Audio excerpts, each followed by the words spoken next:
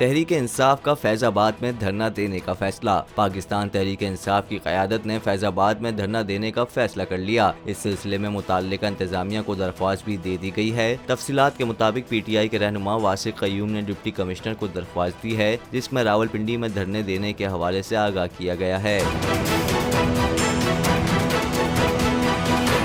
दरख्वास्त के मुताबिक PTI 26 नवंबर को चेयरमैन PTI इमरान खान की क़यादत में फैजाबाद के मकाम पर पुरअमन धरना देगी। दरख्वास्त में ये मौक़िफ़ इख्तियार किया गया कि 26 नवंबर का धरना हकीकी आज़ादी मार्च का तसलसल है। इंतजामिया से दरख्वास्त है कि सिक्योरिटी समेत दीगर इंतजाम मुकम्मल किए जाएँ। ज़राए का कहना है कि दफ्तर डिप्टी कमिश्नर की जानिब से मज़कूरा दरख्वास्त मौसूल कर ली गई है, जबकि दूसरी जानिब इमरान खान ने 26 नवंबर को पिंडी पहुँचने का ऐलान किया है।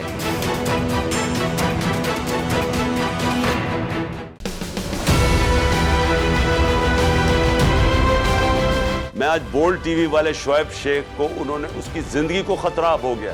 पहले उसको था अरशद शरीफ को, आज शोएब शेख का मुझे पैगाम आया, उसको धमकियां दे रहे हैं कि उसको मारेंगे। इस सिर्फ के बोल्ड टीवी हमें उठा रहा है। बोल्ड ने हमेशा हक और सदाकत का साथ दिया, सच के साथ खड़ा रहा।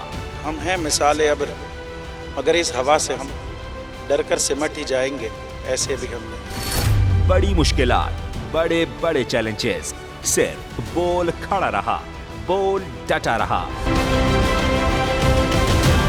बोल को है जरूरत अवाम के दुआओं की।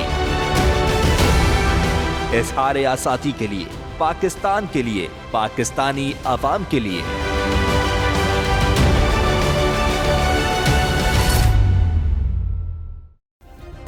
सब्सक्राइब करें और बेल दबाएं ताकि कोई खबर रह न जाए।